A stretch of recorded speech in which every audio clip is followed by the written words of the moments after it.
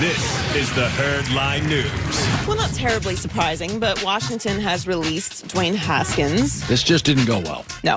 Move comes after he was benched in yesterday's 20-13 loss to the Panthers. He completed 14 of 28 passes for 154 yards and 2 interceptions and a fumble before being taken out in the fourth quarter. In a statement released this morning, Ron Rivera thanked Haskins for his contributions to the team over the last 2 seasons and says he believes it will benefit both sides to go their separate ways. You know what?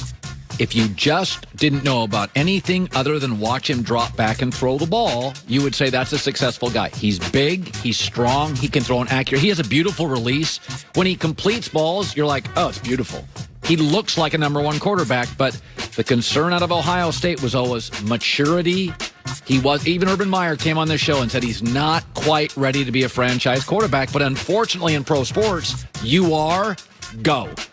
This is the Baker issue. This was the Johnny Manziel, where there's something there, but you're asking a 22-year-old to run a $5 billion franchise, and some guys are just not ready for it. No, they're not. And I'm very pro player. I try to be gracious with people. I try to think, what was I doing at 22? Would I be capable of doing this? And the answer is no, but I also wasn't in a space of that level of responsibility at 22 either. And more, you have young athletes going through camps. They are working with people like Jordan Palmer. Like, you have a lot of mentors. The league has done a really great job with rookie symposiums, partnering guys with older vets to bring them into the league. You can even prepare now for the Wonderlic. It used to be just you took it. Now you can prepare for There's prepare really, for everything. Now there's really it's an academy. There's the football academy in America, so that you try to weed all this stuff out.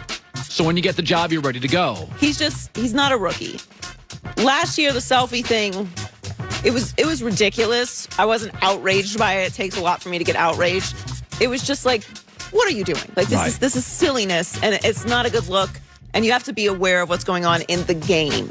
And to me, like, if you're not on a level where you're proven and you're a winner and what you do on the field cannot be questioned, you shouldn't even be paying attention to any of those other things. And I'm not got to be in the gym every single day. No. But when you're on the field, you should be aware of what's going on. Like, you can't be taking a selfie when the game is not over. And obviously, we know what happens. He goes to a party with his girlfriend, his girlfriend's birthday party, whatever.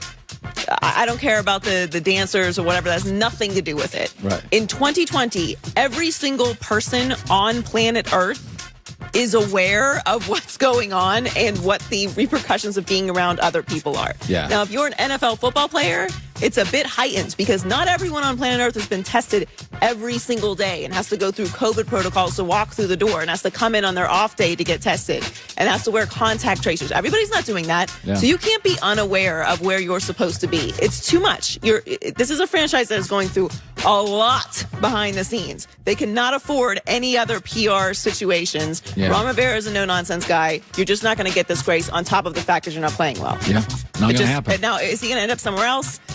Maybe, but if he doesn't, I wouldn't be surprised. He's had some chances. Yeah, I mean, this is why why guys like me come out and are critical of Johnny Manziel and Baker or Jameis Winston about judgment. Because by the time you get to the NFL, they're not going to be patient. Like, literally, they almost cut him before the game Sunday. Peter Schrager reported that after that incident with the dancers, like, half the building, they were raising hands, voted, and like, let's get out of here.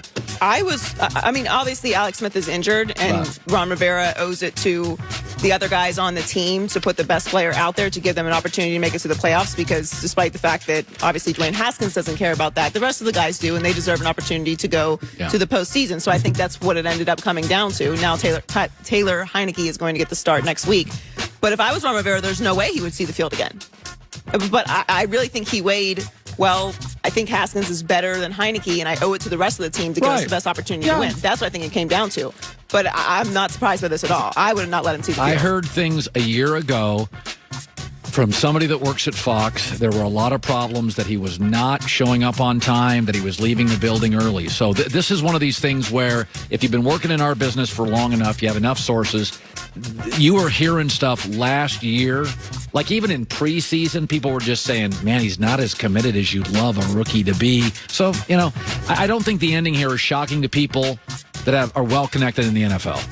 There's a lot of things that can be out of your control. You can go to an organization that's dysfunctional. Yes. You can lose players to injury. Bad head coaches coach can get fired. I mean, look at Deshaun Watson. What he's had to deal with in his career. The things that are within your control, being on time, not going to parties during a global pandemic, things like that, you need to take care of. So the Chiefs held on to beat the Falcons in a close 17-14 game. Atlanta gave Kansas City's offense some problems, holding them to fewer than 20 points for the first time this season. The Falcons had a chance to send it to overtime, but Younghoe Koo missed a 39-yard field goal at the end of the game. I'm not laughing. You know, this is, of course, what happened. That Atlanta outplayed them. Atlanta had a lead, lost it.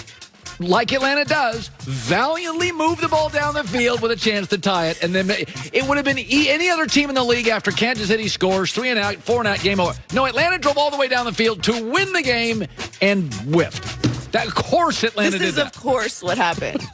God. I don't know. I honestly feel bad for Falcons fans. Like, how can you expect any other outcome at this?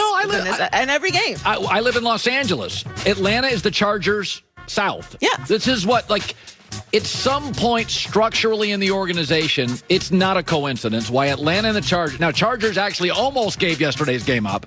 But when I was watching this game, I'm like, it wasn't just that Kansas City took the lead late. It was that Atlanta tortured its fans by the way, Matt Ryan had 4 or 5 big throws up the side, and you're like, oh, they're going to win the game. And he's a great kicker, too.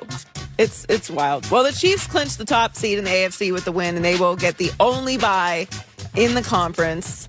Patrick Mahomes was 24 of 44, 278 yards, 2 touchdowns, and 1 interception. Yeah. Travis Kelce had a big game. He set the record for the most receiving yards in a season by a tight end with 1,416, a record previously held by George Kittle. He also became the first tight end to have 2 100-catch seasons.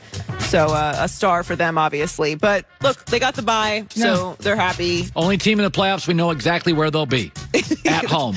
Everyone else is. Lamar Jackson, the criticism really baffles me. So in the last month alone, Lamar Jackson is completing 70% of his throws.